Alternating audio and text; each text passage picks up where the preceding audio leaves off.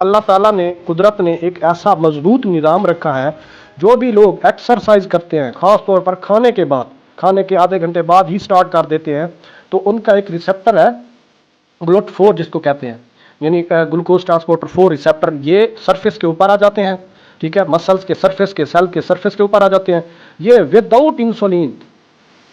Insulin کیا کرتے ہیں، یہ شوگر کو ان کرواتے ہیں، ان کو شوگر کو سیلز کے اندر جانے کے لیے منیمم ریکوائرمنٹ ہوتی ہے انسولین کی، یہ سب سے زیادہ ایکسرسائز یہ کام کرتی ہے۔ ایکسرسائز دوسرا سب سے بڑا یہ کام یہ کرتی ہے، یہ جو سپائک ہوتی ہے شوگر کی یہ نہیں کرواتی، یعنی اگر آپ نے کھانا کھایا ہے اچھا خاصا کاربوہائیڈریٹس مطلب چپاتی تربوز کھا لیا جس کے اندر گلائسیمک انڈیکس زیادہ ہے، یا وائٹ رائس کی آدھی پلیٹ لے لی یا فل پلیٹ لے لی، تو کیا ہوگا، ایک سپائک جو لگنی تھی،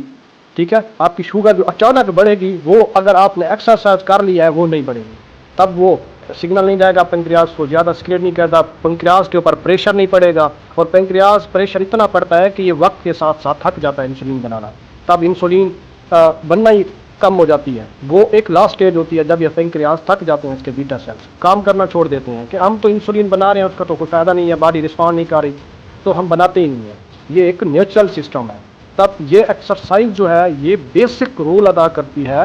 شوگر کنٹرول کے اندر۔ دیکھو اگر کیور کر رہے ہیں نا تو آپ کو ہیبٹس فوڈ دو چیزیں ہیں، آپ کو عادتیں بدلنی پڑیں گی، خوراک کے اندر کام کرنا پڑے گا،